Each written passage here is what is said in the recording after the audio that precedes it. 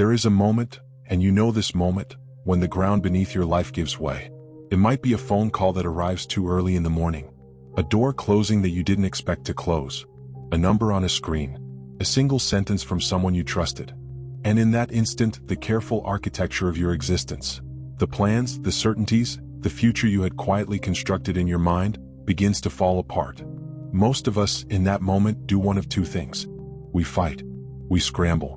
We try to reverse the irreversible through sheer will and panic, as if moving fast enough through the wreckage might somehow reassemble it. Or we collapse. We freeze. We surrender to the overwhelm and let the chaos swallow us whole. But there is a third way, and it is older than almost any idea you have ever encountered. It was forged by a man who lost everything he owned in a shipwreck and said, "Fortune commands me to practice philosophy with fewer encumbrances." It was carried by a slave who was beaten and mocked, who looked at his broken leg and said without anger, "Did I not tell you that you would break it?" It was refined by an emperor who ruled the most powerful civilization on earth, and still woke each morning to remind himself that he controlled almost nothing. Zeno, Epictetus, Marcus Aurelius. They did not discover peace by removing the storms from their lives. They discovered something far more difficult, and far more permanent. They learned that the storm is never the problem. The Stoics called it the dichotomy of control, a deceptively simple idea that, if truly understood, changes not just how you face crisis but how you face everything. There are things within your power, and there are things that are not. That line, that razor-thin boundary between the two, is where your entire life is won or lost. Here is what no one tells you about adversity. It is not an interruption to your life. It is not a deviation from the path. It is not evidence that something has gone wrong with the universe. It is the path. Marcus Aurelius wrote in his private journal, a journal he never intended anyone to read, "The impediment to action advances action. What stands in the way becomes the way." Read that again, slowly. He was not writing poetry. He was not offering comfort. He was describing a law. Obstacles are not obstacles. They are the terrain itself. The friction you feel when the world resists you, that friction is the very thing that gives you traction. Think of the sword. It does not become a sword by resting undisturbed in the ore. It becomes a sword through heat, through hammering, through being repeatedly broken down and reforged into something sharper than it was before. The Stoics were obsessed with this idea, not because they were masochists who enjoyed suffering, but because they understood something about the human soul that we have largely forgotten. Character cannot be inherited. It cannot be purchased. It cannot be developed in comfort. It can only be earned in the fire. Epictetus, a man who was literally born into slavery, who had no rights, no property, no freedom in the conventional sense, became one of the most liberated human beings who ever lived.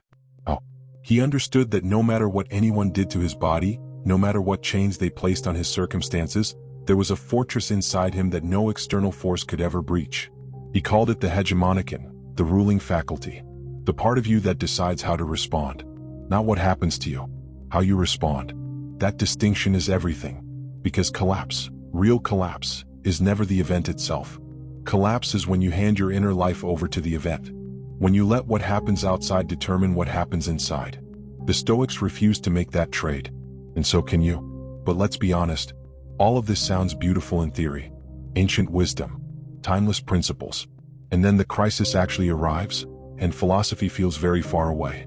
So the Stoics did something radical. Something that, by modern standards, looks almost strange. They practiced catastrophe. Deliberately. Seneca, wealthy, influential, one of the most powerful men in Rome, would regularly set aside periods where he wore rough clothing, ate the most basic food, slept on a hard surface, and lived as if he had lost everything.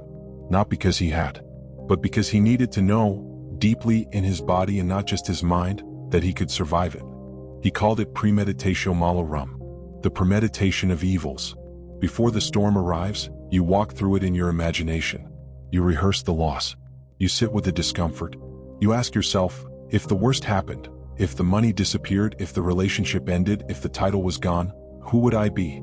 And the extraordinary thing is this, when you actually sit with that question, honestly, without flinching, the answer almost always comes back. I would still be here. There is something else the Stoics practiced.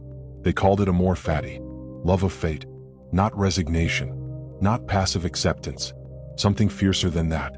It is the capacity to look at everything that has happened, the losses, the humiliations, the collapsed plans, the years spent building things that burned, and say, yes, this too is mine.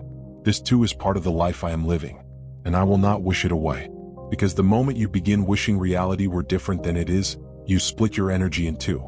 Half of you is living. The other half is fighting with the fact that you have to live at all. The Stoics chose wholeness. They chose to spend every unit of their energy on what could actually be shaped, and to release without bitterness everything that could not. The Stoic ideal is not the absence of feeling. It is the refusal to be enslaved by feeling.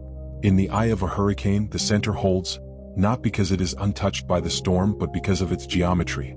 A suspended calm at the very heart of the violence. That is what the Stoics built inside themselves.